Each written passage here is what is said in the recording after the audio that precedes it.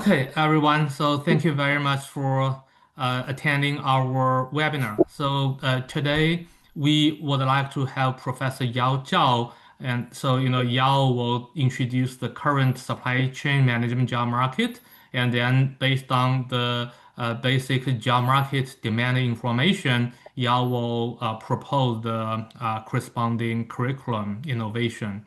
So thank you very much, Yao, for your time and for your talk today. So let's go ahead. Thank you. Okay, great. Thank you, Liam, and welcome everybody. Today we're gonna talk about how to survive the AI perfect storm. So I'm going to share some discoveries on supply chain job market analysis or shift, and then some forward thinking on supply chain management education, specifically on curriculum innovation, which helped us grow tremendously in the past, and hopefully, right, to survive and thrive in the upcoming AI perfect storms. Okay, here's my agenda. I will first talk about the AI perfect storm. I will break this down into two questions. Right. First is what is the new employee look like in the age of AI? And second, what can we, meaning business school, right, teach, but AI cannot? All right, and then I will talk about our recent job market analysis, which we observed quite some alarming shift and also some part missing from our curriculum. And after that, I will show you how we prepared to address this shift and this AI perfect storm. What is the principles of the new curriculum? And I will also demonstrate the new curriculum by a few course modules to show you actually how we implement the curriculum. And finally, I will show you the evidence of effectiveness, the student comments, testimonials, and I will also issue a call for collaboration for our upcoming Supply Chain Analytics Institute certificate. Now, I'm sure everybody have noticed, if you watch the news, it's all over the places, regarding the recent layoffs, largely triggered by the AI. This is a news report about a week ago. It says by NBC News, it says layoff announcements just hit the biggest or the highest level since the pandemic. And the subtitle is US-based employers announced plans this year to eliminate nearly 1.2 million jobs through the end of November. Now, the takeaway of this news is very simple. This is the third biggest wave of layoffs in the 21st century for the US. Now, it's comparable to the past. There are only two events or large wave of layoff comparable to this one. That is the layoff during the financial crisis 2008 and the layoff during pandemic 2022. So this is as big as those two. We cannot ignore this. It's going to deeply affect our jobs. Okay, now given this wave, what I'm saying is, I'm expecting maybe at least the lower quadrant or half of schools will be in trouble. We might, maybe up to 50% of the schools may face financial crisis or even run out of business in the next 3 years. The reason I'm saying this is because the layoffs we're seeing is just the beginning. 2026, we're going to face an even bigger wave of layoffs. AI is evolving very fast. It's going to quickly replacing or already replaced entry-level positions in computer science, legal, consulting, accounting, basic financial services, and supply chain services as well. Let me give you a couple examples. One of the well-known NJ-based universities, and let me not mention their names, just saw their placement down 50%, 2025. So half of the graduate could not find a job. And the consequence of that is 30% enrollment down this fall. Now, this is not the most scary part. The most scary part is there is no signal of this happening at all in the past year. So everything come all of a sudden. So they are not prepared. And also heard, just from our team, some other schools in New Jersey also well know, just let go. They're 25% of their faculties. And for the rest, 75%, they have a salary cut. Okay, upon hearing this news, my first response is, I'm sure yours too, will this happen to business schools or to our schools? Well, the answer is, you bet, it's going to happen very quickly. The question is, how can we handle this situation? How do we survive this AI perfect storm? There's only one solution. Find out what the job market needs and satisfy it. That's the only way out. Okay, so let me pull back a little bit, right, to look at a broader question. So what can we teach what AI cannot? It turns out Albert Einstein provided the answer to this almost 100 years ago. He said, if I have an hour to solve a problem and my life depends on it, I would spend the first 55 minutes determining the proper question to ask. For once I know the proper question, I could solve the problem in less than 5 minutes. If you think about this comment or this statement carefully, you'll find out what AI is good at or what AI is not good at. Right? That's the difference between what to do, which is the first 55 minutes, versus how to do, that is the last 5 minutes. Right? AI is great at solving well-defined problems. That means AI is very good at the 5 minutes work. Okay, once you properly define the question or problem, AI can come up with a very good solution. So that's the 5 minutes work, but we still have to determine what to do. That is the first 55 minutes. But if you look at our curriculum, what's ironic is our curriculum is focusing mostly on the 5 minutes work, right? Solving well-defined problems. We almost don't touch on the first 55 minutes of work. Well, but that's a direct collision, right, with AI. That's what I'm saying, right? So if we keep teaching what we teach now, we'll quickly be replaced by AI. Right? It turns out the first 55 minutes of work is actually very challenging. It's probably the biggest challenge. Right? If you walk into a real life situation, let's say a real company facing a real crisis or a real problem, what you'll find is not clearly defined problems. Right? Most likely it's a mess. Right? Things are falling apart, but the causes are unknown. Right? It could be anything. It could be a mixture of all sorts of problems. It could be, let's say, from operations perspective, it could be production, could be quality, could be procurement, distribution, or customer service, could be anything. Right? Now, out of this mess, identifying the right problem to solve is actually the biggest challenge. Right, so let's break down the first 55 minutes of work. That is to identify the right problem, right? Ask the right questions. And after AI or your advisors, consulting companies, whatever, provide choices of solutions, you need to be able to tell, right, if that solution makes sense, right? Is that solution aligned with your intuition? And eventually you have to make a choice, which one to pick, right? And that is the new job, right? That requires critical thinking, right? To be able to tell the difference, right? And intuition. Okay, based on just what just said, right? Our vision for the next generation of employees in the age of AI, right, is, let's use music as an analogy, right? We're not going to train more instrumentalists. right? Because instrumentalists will all be replaced by AI, or a large part will be replaced by AI. What we are going to train or educate will be the conductors, right?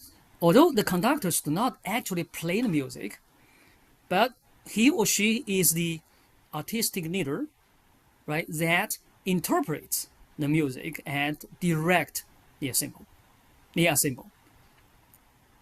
So think from, let's make that analogy to our business world, right? There will be a business leader that interprets the business situation, right? Interprets all the data, makes sense of it, and direct a whole bunch of AIs, right, to solve specific problems.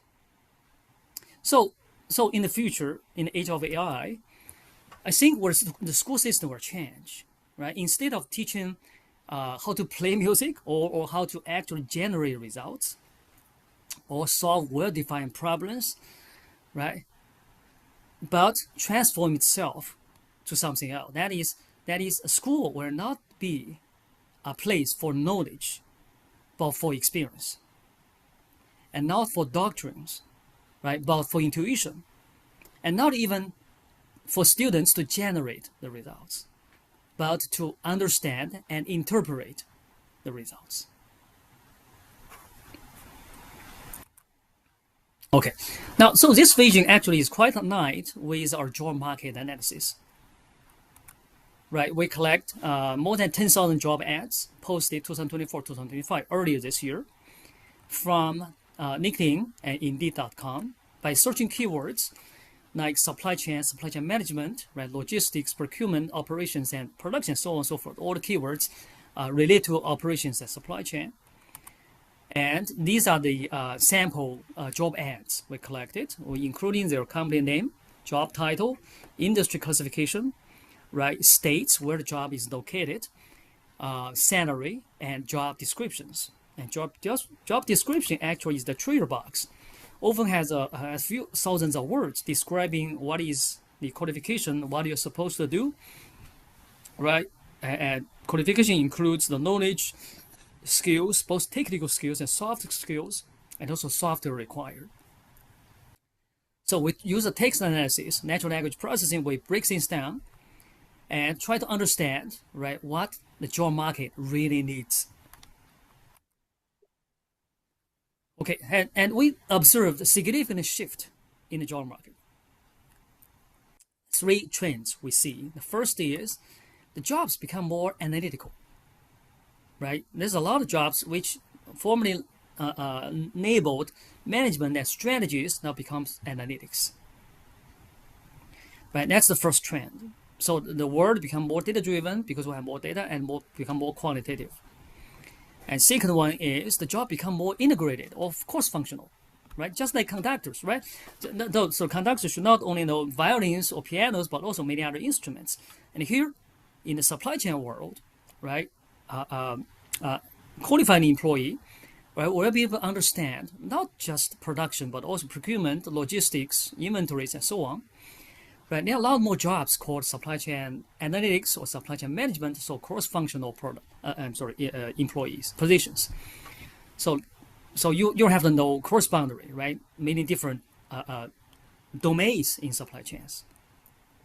That's the second trend. The third trend is if you look at procurement, if you look at all the domains, let's say supply chain functions, right? Procurement is definitely the largest one, the highest demanded one. Right, it's more than logistics, more than production, more than operations, inventory, transportation, and so on, which is understandable because of first the pandemic and second the trade war, right, which is happening. And I expect this is going to continue for the next, at least 2 or 3 years. Now the job requirements are also changing. So, and there's a strong demand on analytics, up to 80%. Almost 80% of the jobs mentioned, right, analysis or analytical in the job requirements. And about 62% mentioned data. So it's a completely different world now. Right? Conceptual framework, still good, but it's not a hard requirement. Right? The hard requirement becomes quantitative insights and data-driven.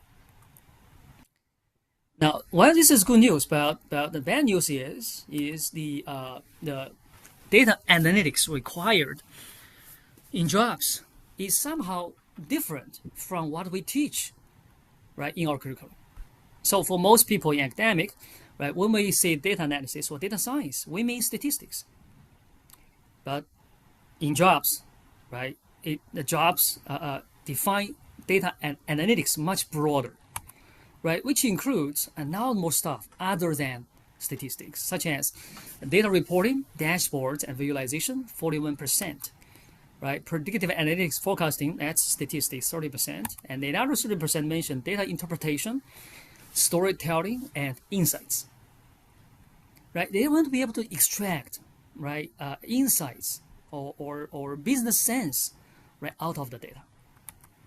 Investigate, diagnose, and root cause, 26%, and descriptive analytics, statistic analysis, which is statistics, 17%, right, and data integrity management and manipulation, 15%. So as you can see, right, the job requirement on data analysis is very different from what we teach, at least from statistics.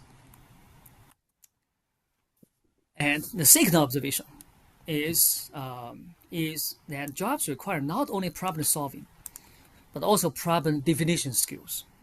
Right? If you look at here, problem solving, right, 44% of the jobs, and the other 40% of the jobs says, they require people, right, to be able to define problems, discover problems, define a matrix objectives of problems.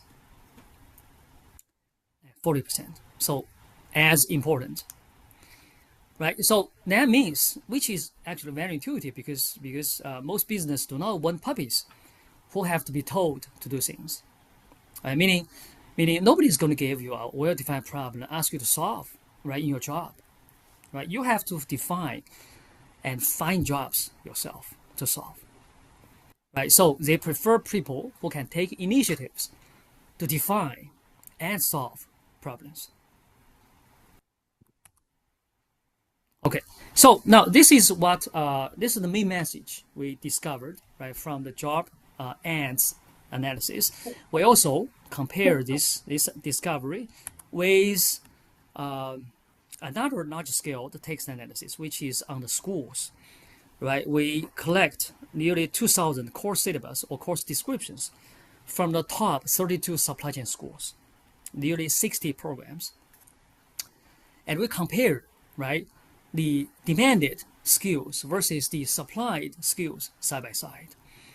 And here, right, the light blue bar shows the percentage of jobs that requires right this skill or knowledge, and the dark blue bar shows the percentage of courses out of these 2,000, right, covers these skills or knowledge. Now, immediately you can see, right, for many of the data-driven skills, we are undercovered, such as, right, dashboards, reporting dashboards, visualization, problem definition, discovery. Right, only 6% of the course actually mentioned this skill, but in practice, 40% of the jobs required.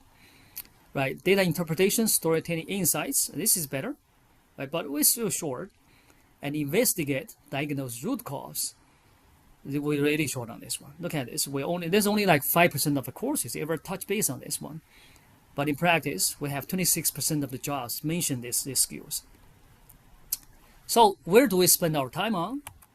Like this. We spend a lot of time on modeling and spatial analytical modeling. We spend a lot of time on descriptive analytics, statistic analysis, and so on. Right. So still, there's a significant gap, right, between what's demanded versus supplied. And many things highly demanded in practice is quite missing, right, such as problem discovery, right, investigate, diagnose root cause, right, it's quite missing from our curriculum, but we cover a lot of analytical modeling stuff which may not be needed that much. Right, so let me summarize, and then we'll move on to the curriculum. So what we discovered by comparing the job market analysis with the course analysis, the curriculum analysis, is first thing is the demand is very strong for supply chain and operations management professionals, definitely, because of the big environment, the global shift of the supply chains. However, the jobs are shifting. It's not the exact same job as we observed 10 years ago, right? More from management to analytics. We got more positions on cross-functional roles. Like conductor, right? Again, not instrumentalist, right? Single function, right? And more positions on sourcing and procurement other than other functions. Now, we also observe, right, the job requirements, missing part in the job requirements, right, from our curriculum. Right, there's a mismatch between the curriculum and the demand, which is, if we can make this up, right, we can not only survive this AI storm, maybe we can even thrive, right? So the most important myths, right, are storytelling, right, and interpretation, how to interpret it, and problem definition and problem solving. So in terms of our curriculum design, we'll be focusing, so the solo objective of our curriculum, right, is to satisfy demand, right, is to understand demand and satisfy demand. I have a quick question. So thank you very much for talking about the current job market. And basically, I'm just wondering, so just like many people would talk about, uh, AI can replace some positions. And I know you analyze the job ad between 2024 and 2025. So I'm just wondering, can we simply assume all the job ad you analyzed have already considered the potential replacement by AI? In other words, the newly posted job ad, maybe that implies the companies have already considered the potential use of AI, but they still need this ad, or they have not considered it. If they have not considered it, then we have to predict the potential that this job, maybe in the near future, will be replaced by AI. So I'm just wondering, can we make the assumption that they will not be replaced by AI in the near future, or we cannot, so based on your overall understanding? That's a very good point. Yes, we collected the job ads earlier this year, before the major layoff took place. I understand the limitation of this data set.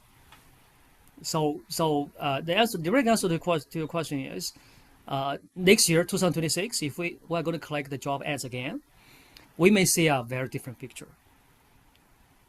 Okay. But based on what we already observed, I think that the trend is already quite clear, at least in terms of the mismatch between our curriculum and the current requirement of the jobs. Okay. Okay, I understand your point now. So technically, your main purpose is to see the gap between the current job ad finding and the curriculum. Maybe in the future, we will see more after we fully understand how AI will replace some certain skill, right? But now, Yes, at least for the absolutely. current step, we have already found something mismatch. That's why we want to do some improvement right now, right? Absolutely. Yeah. Yeah, Okay. the situation is very fluid and things change very fast. Yeah, so we need to keep doing this all the time, but the current discovery is already very alarming. That's why I want to share. Okay, let me talk about the curriculum design, right? And then we'll take or look at some questions. So the focus of this new curriculum, right, is not only on solving well-defined problems. We still keep part of that, but we're focused more on problem discovery or define problems, right? Meaning ask the right question, right? Remember, right? The selling point is we're going to come up with some realistic applications integrated with data analytics and AI, right? So we're going to train the conductors, remember, right? And the applications is a real piece. It's not something we created in our office, right? It has to be real. And we're going to take students through the process of defining and solving the right problem. Right? We're not just to tell them how to solve well-defined problems, right? We're going to tell them how to get out of that mess, right? Look at different data sets to really define the right problem to solve. that make an impact. And finally, develop the capability of explaining analytics, right, in non-technical terms, meaning storytelling. Right, really interprets the results, right, and make sense of it. So the key skills we're going to train, right, is critical thinking, interpretation, and intuition. Great. Julia said instead of teaching the methods, it's more on why and when or where we're going to use the method. Exactly. Yeah, the AI can actually teach the method, but that's not it, right? Yes. That's Stopping. not it. It's which method you're going to use. What's the problem you have, right, in the first place? It doesn't matter what method, if you work, your boss mostly do not concern about what method you use. They only want you to solve the problem, right? Define the problem. Okay, great. Let me answer some of this question at the end of the presentation because I think I have something more fun to show. Okay, now this is just a broad, let's say, philosophy of defining or designing a new curriculum. Right? Let's look at some concrete parts of it. Right? How to actually implement this kind of curriculum. So here I'm going to share a few very briefly, right? A few course modules we have. The first module is on the financial impact of supply chains. Now this is the first lecture I gave in my course to motivate students, right, to take this major or take our program by showing money. Okay, showcase the impact of supply chains on financials and valuation, so they understand why they study supply chains, what is the impact they can make, right, and they have clearly defined objectives. Right, we're going to use a lot of data.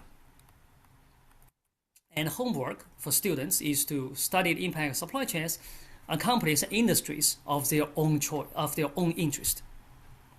Right? Because their own interest is the biggest motivation for them to study. So the key message we're delivering, right, is supply chain is very important because a small change on supply chain management or supply chain or operations can make a big impact. Right? For instance, right, let's say a 1% savings on cost of goods sold or SG&A, right, operations related, could have at least 10% impact on your bottom line, which is the net income or net margin, right, things like that. And it turns out, right, the net margin or net income or the earnings, right, is directly connected with the company's market value. Right, stock price, market cap, and so on. That could mean billions of dollars of difference. Now, let me show the details here. Actually, just look at the data. Right, now this for US, 11 major industry sectors. And the red, you see the red bar, right? That is the cost of goods sold. And that is controlled by supply chain and by operations. Right, as you can see, out of these 11 major industry sectors, right, except financials, right, 10 of them have cost of goods sold, right, more than 50% or close to 50%. And that's the largest cost components. So if you can save, let's say, a small percentage, right, of the cost of goods sold, then you can have a huge impact on the net income because net income is a very small percentage of the revenue. Right? Using consumer staples as example, if you can save 1% on cost of goods sold, let's say the production raw materials, right, things like the direct labor, if you can save 1%, that means 18% increase in the net income. Because net income is only 4%, but cost of goods sold is like 75%. Right, and so on and so forth. So do the same math, very simple, right? If you look at healthcare, 1% saving in cost of goods sold, 13% increase on net income. For materials, 1% saving on cost of goods sold, 12% increase in the net income, right? Do the math, except financials, right? Supply chain is very important for all the other industries.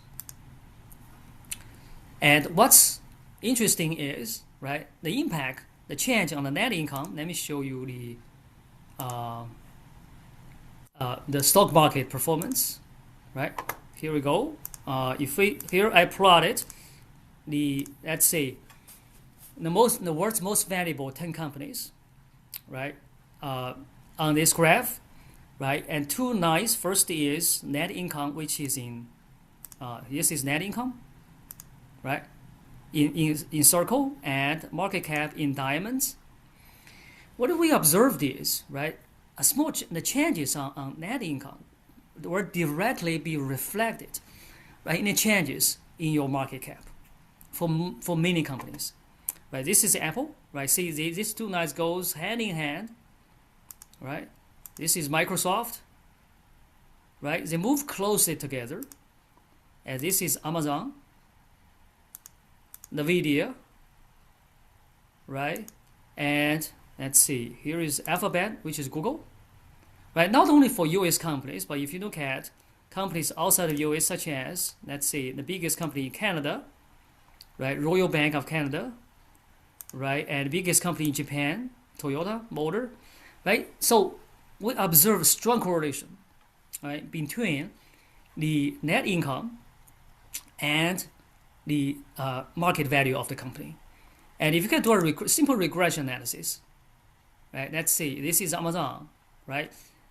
Between market cap and net income, we find strong correlation with, if you look at here, with R squared nearly 88%.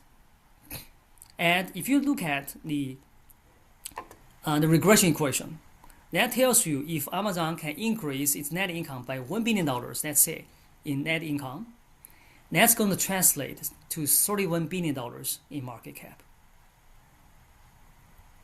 Right? Tell me supply chain is not important. Okay, let me come back. Right, so through this exercise and through students playing, researching on the companies, industries of their own choice, right, we can significantly motivate the student, right, to enter this field, right, to select this major. Okay, now the next module I want to show is, right, how exactly are we going to save that 1% in cost of goods sold? So it turns out sourcing is one of the biggest demanded, right, positions in supply chain jobs. Right, so we come up with this sourcing analytics module, right, to teach students how to explore and select suppliers globally. Right, by finding suppliers, by calculating their leverages, and also benchmark the suppliers. Right, so essentially, out of all these suppliers, select the best that satisfy your needs.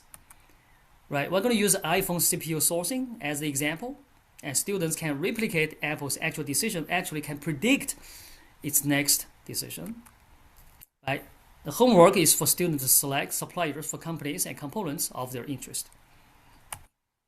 So supplier selection criteria for critical components most likely are the follows, right? Technology has to be innovative, right? Production supply chain capability has to be enough, right? It needs to provide some cost advantage, right? Pricing has to be low enough and also has to be profitable, so it can continue to provide a good price. And better, right? The buyer has the bargaining power. And finally, financially has to be robust, right? Supplier, right? And without leaks and competition. So we don't have time to cover all of this, but let me just mention a few key points. Right, so students will search globally, right? These are the semiconductor suppliers. I use the Apple example. A student can find globally the suppliers, right? And measure their capabilities in all dimensions. And regarding supplier benchmarking, meaning compare suppliers side by side, right? We have essentially three ways, right? Three aspects: pricing, profitability analysis, financial health analysis in terms of risk, and finally production and supplying capability analysis. Right, now just mention briefly on pricing and profitability analysis. Right, what is the best supplier? The best supplier should offer attractive pricing and also remain very profitable. If you look at a breakdown of the revenue, right, it's going to show you clearly who is the best supplier. Right, we need cost of goods sold, which is in this case, cost of goods sold is in blue. We need this to be as high as possible, meaning if cost of goods sold is very high, that means it didn't mark up very high. So the price is more reasonable. And in the same time, right, we want their net margin also to be very high. Right? That is in gray in this bar. Right? So essentially, it means that we need to squeeze all the middle parts, like R&D, operations, right, and all the other costs, right, to as thin as possible, squeeze them to as narrow as possible. And if you look at all the semiconductor suppliers, right, the good ones, and you find Taiwan Semiconductor Manufacturing Corporation, TSM, actually is the best because they can squeeze the middle part so thin, right, so it can provide its customers a very good pricing and also remain extremely profitable. Okay, now there's a delusion, right, for in the semiconductor industry because we have NVIDIA, we have AMD, right, very big, very profitable, very high in a market cap. But if you look at their production and supply capability, only two companies stand out: Intel and TSM. Okay, and everybody else is down here, right? So if you outsource your production to these companies other than Intel and TSM, you are essentially outsourcing your production to TSM because they use all Intel, right? Those only two companies, right, has enough supplying capabilities or product capabilities. If we're not counting Samsung, okay? And so, right, if we summarize, here's a really long story short. I come down all the way, right, to the end. So what at the end, students will come up, or you will come up with a dashboard, right, summarize, right, the scores for every potential suppliers on these supplier selection criteria. And you will find out TSM, right, in this particular case is the best, also is what Apple is using now. But a big question mark is for Intel, right? So in our in the course module, we suggest Apple to use Intel because of all these factors we observed. Now it turns out Apple is considered Intel recently as we suggested. Okay, now this is the sourcing. Remember, sourcing is the most demanded job, right? And we use real data and get our students to analyze real situations in the past year, not 20 years ago, right? Come up with a prediction that the company is actually implementing. Right? This is kind of right teaching materials or courses we need to give to our students, which can make a real life impact. Okay, I saw a lot of questions coming up. I will answer them momentarily.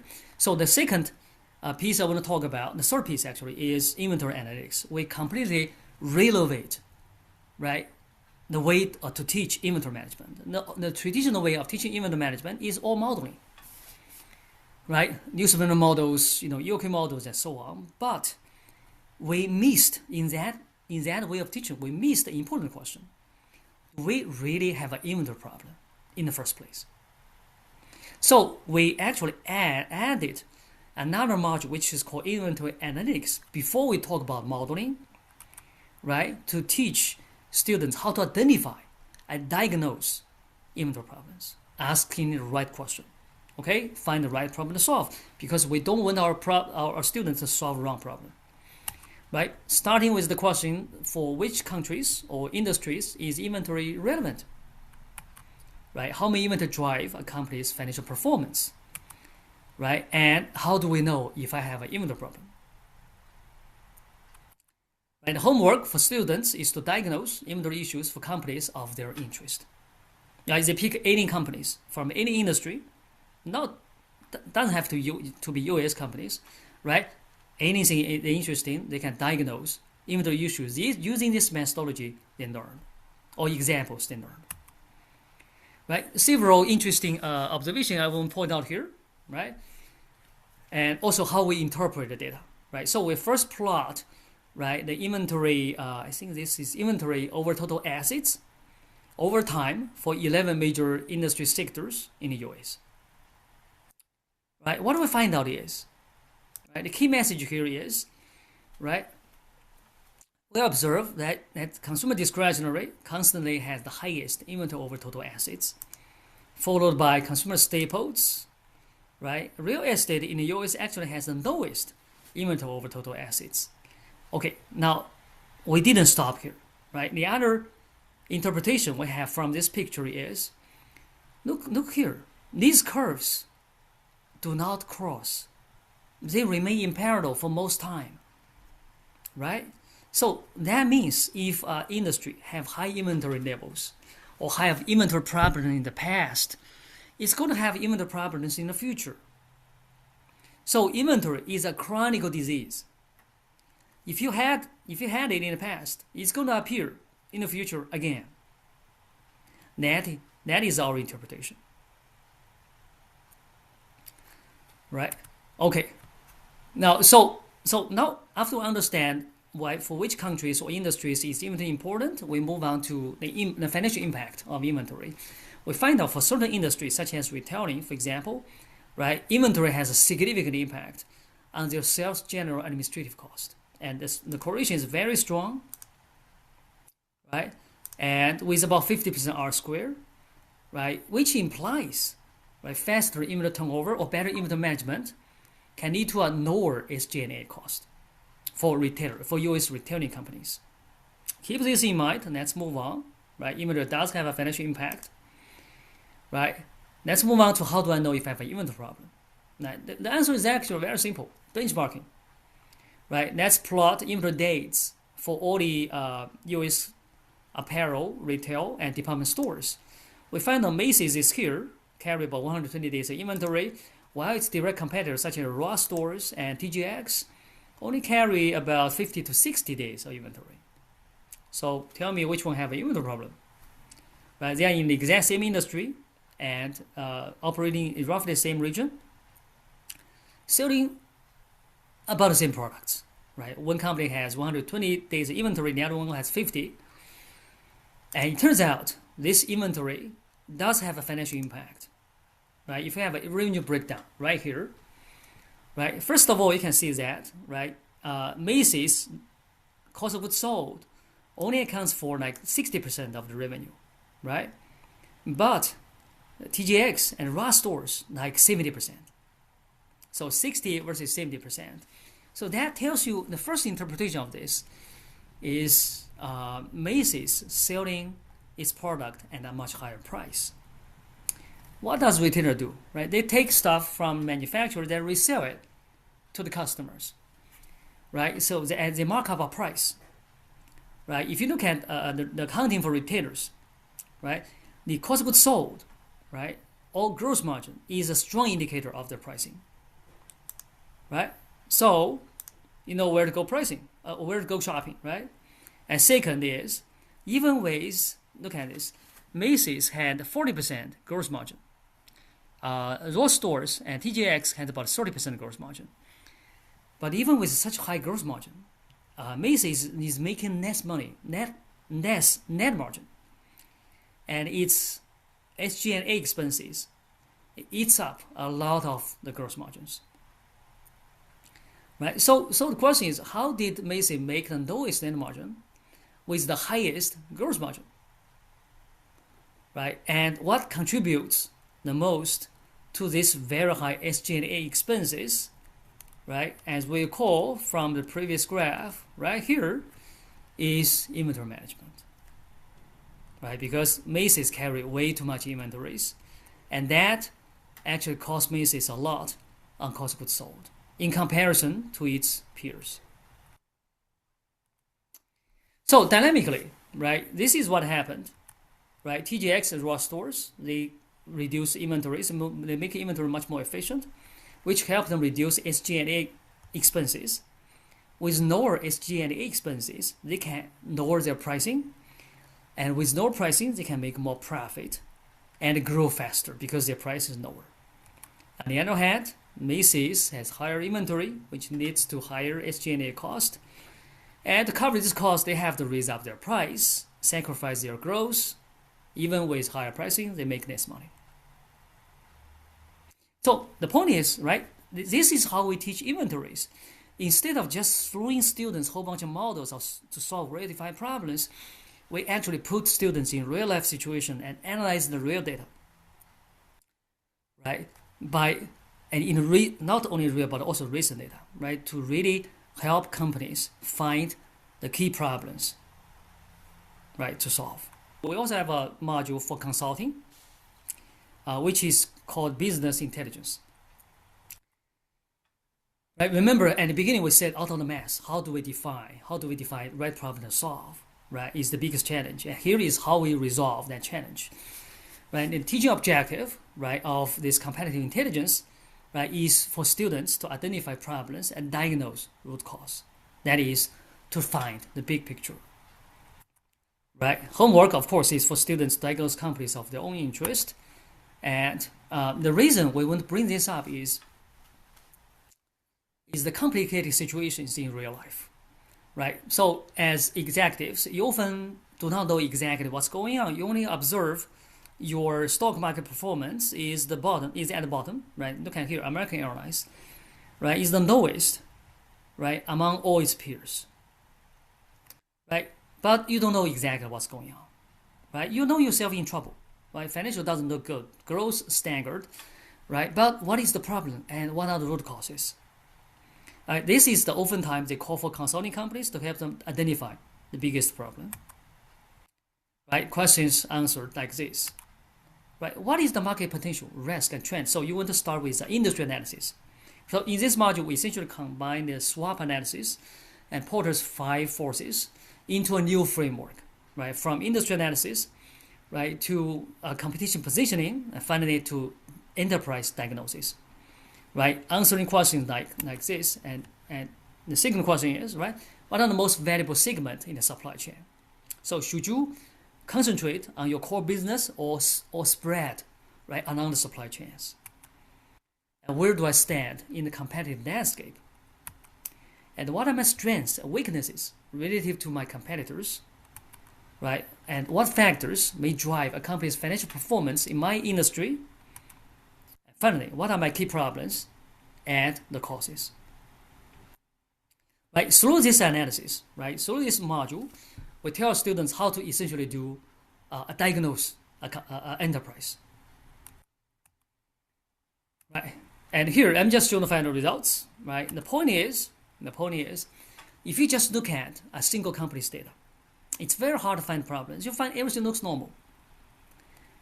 However, until you compare this company's financial data or data with its direct competitors, and immediately you will see problems. Right here, we look at industry average, which is the left right bar. Right, this is a revenue breakdown. Right, and the left right bar is the industry average, and we have American Airlines, Delta Airlines, and Southwest Airlines. This is 2019 data. It's a little dated, right? But I use this just to illustrate the idea. And first of all, you can see that, right? Not here. So just look at industry average, right? The cost of goods sold accounts for 74% of the revenue. So this is a tough business. The average net income is 7.5%. They're not making a lot of money anyway. However, if you look at American Airlines, the American Airlines had a much higher cost of goods sold, 77%. And its net income is only 3.6%, half of the industry average. And if you look at the other two, Delta versus Southwest, right? They had 10% net income. Their net income is much higher than American Airlines and US average, and they achieve it in different ways, right? Delta Airlines won by cost of goods sold, right? Its cost of goods sold is lower than the industry average, and Love, which is Southwest, won by SG&A. Look at Southwest. SG&A is almost equal to 0. Okay. So what's the biggest problem with American Airlines in this year?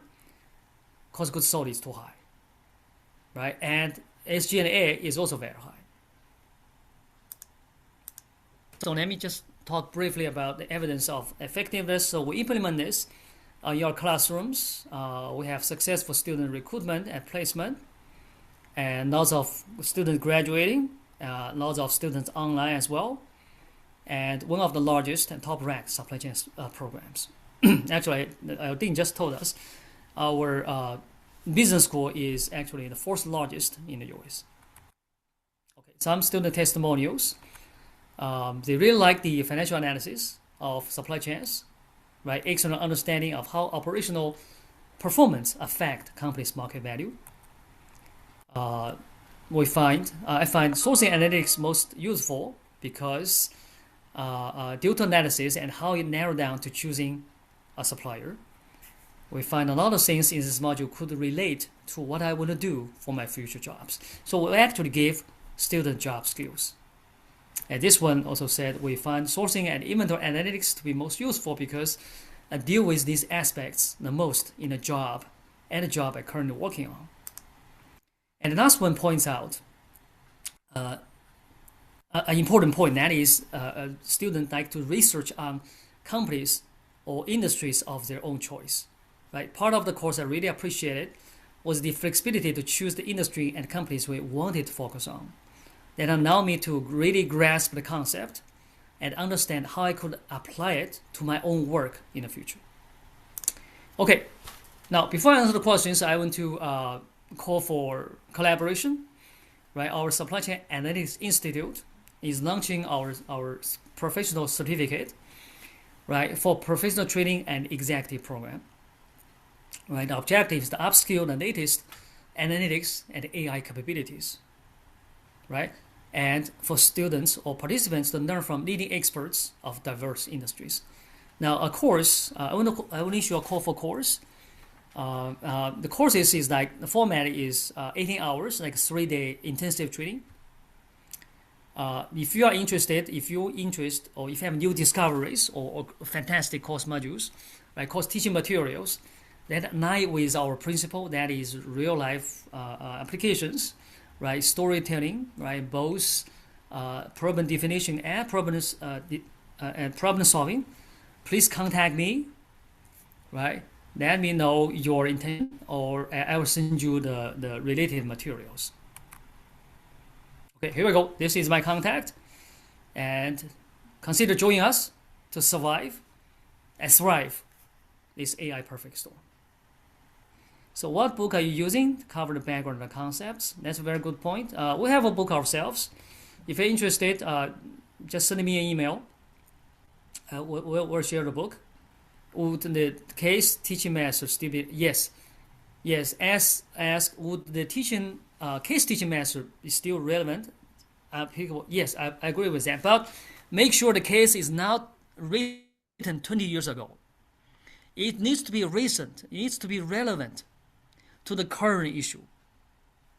Okay. I assume provide data students. Yes, we do provide. We actually build a database for students to use, and it's free. Everybody can use that. On development textbook, are you using any others from publisher or your supply chain course? Or we pretty much all develop in house, and we're happy to share. Can I ask a follow-up question very quick Yes. about the data? The reason I ask that because sometimes, I give data to my students, but still they have to do some cleaning and, organizing, filtering, all that stuff. So, and then, they can analyze and do their, problem solving part. So I was just wondering about the companies, all this inventory and income, I mean, all the things, that metrics that they need, you provide those in a kind of a clean data set to them. And then all they have to do, they have to kind of understand, where the problem is coming from, that type of thing. Yes, absolutely. You're absolutely right. Data cleaning just takes so much time. Mm-hmm. We actually make things easier for our students. We actually build a business database Okay. for students to use, and with all those matrix included, we clean it up. Like we have 43,000 companies, Mm-hmm. like 70% of Standard Poor's database, and it's Yeah. completely free. That's wonderful. Yeah. So we do not want to trouble. We're not teaching students to clean data, okay? Because AI can do that very well. Hmm. The skills we try to train our students is the critical thinking skills to ask the right question, define the right problem, right? Is really to navigate the huge data set to find out what they want. That's Right. the business skills we're training. We're not training data scientist or data engineer, right? That's another story. So that's why we create this data set, and we update it every year as well. So you can already have the most recent data. And you share that with us, or I mean with others? Yeah, it's publicly available. Okay, I know that I used the job outlook dashboards you had Yes. sent me, and again, my students were very interested um, going through those. I mean, not creating the dashboard themselves, but just going through and analyzing it that way. I think that was a kind of different perspective. Yeah, I just shared the website here. Via the chat. Yeah, yeah, yeah. Via the chat. Yeah. I'm part of it. Oh, okay. Yeah, Yeah, that's great. I mean, I appreciate that, and it's very useful, yeah. The definitely. data set is 1 year back. Hmm. Right. So And oh 2025 yeah, and 2020 after 2024 data. you have the 2025, you said? Next year, 24. before June, Okay. we'll have 2025 data. Okay, I see. All right, wonderful. You have to Well, wait until the reports come out, right? yes. Thank you. You're welcome. Thank you, Yao. So I also think just now, even though you proposed that we have this for professional executive training, I personally believe approaching of the material could be used for degree program. So this is something we can always collaborate with everybody here.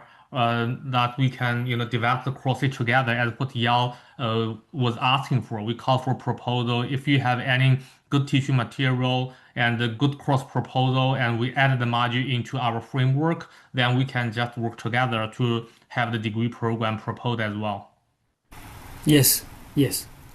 I second, yeah. Please, if you have new source or creative teaching materials, right? Please let me know, and my email is right here, right? I will send you the course proposal templates, and please let us know.